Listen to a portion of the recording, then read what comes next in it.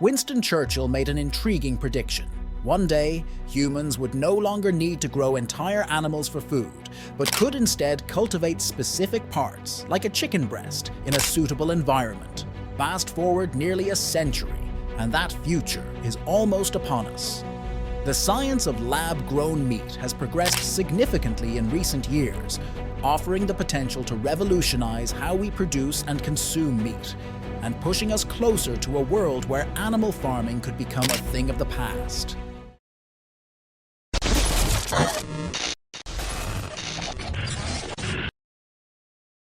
But what's the science behind lab-grown meat? Lab-grown meat starts by extracting stem cells from a living animal, such as a cow. Stem cells are unique because they can develop into different cell types like muscle or fat. These cells are placed in a nutrient-rich broth called a growth medium, where they multiply and differentiate. The cells are then housed in a bioreactor, which provides the right environmental conditions to support growth.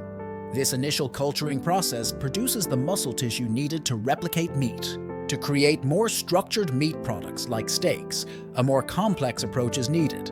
In this case, stem cells are guided to differentiate into both muscle and fat cells, a process known as co-differentiation. This combination mimics the texture and appearance of traditional cuts of meat.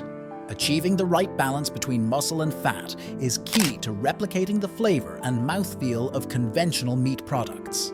For simpler products like chicken nuggets or burgers, muscle tissue can be molded into shape after growth. However, for more intricate items like steaks, companies use 3D printing technology.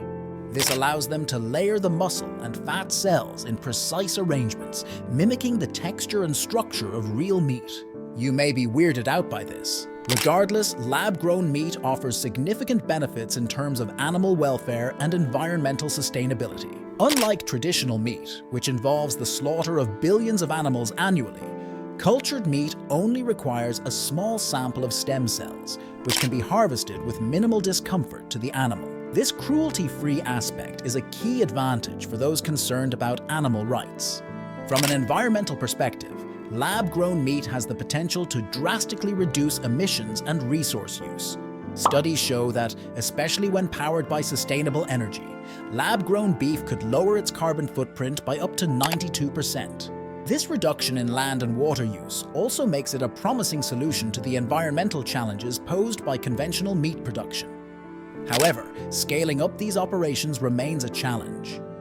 But lab-grown meat, or alt meat, has faced mixed regulatory outcomes across different countries. In the US, states like Florida and Alabama have moved to ban the production and sale of cultivated meat, citing concerns over its impact on traditional agriculture. Iowa, while not banning alt meat outright, has prohibited labeling it as meat, limiting its market potential. More states are considering similar actions, aiming to restrict the spread of cultivated meat. In contrast, Singapore became the first country to approve lab-grown meat, greenlighting Eat Just's cultivated chicken in 2020.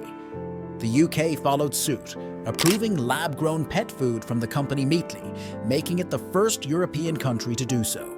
These developments highlight the ongoing global debate surrounding the future of alt meat. Interestingly, lab-grown meat principles are not limited to animal products. They are being applied to plant-based products like cotton, coffee, and cocoa. Boston-based startup Gaily, founded in 2019, is pioneering lab-grown cotton, attracting investments from major fashion brands like H&M and Inditex due to the rising demand for sustainable textiles. In addition to cotton, Gaily is developing lab-grown cocoa and coffee powders.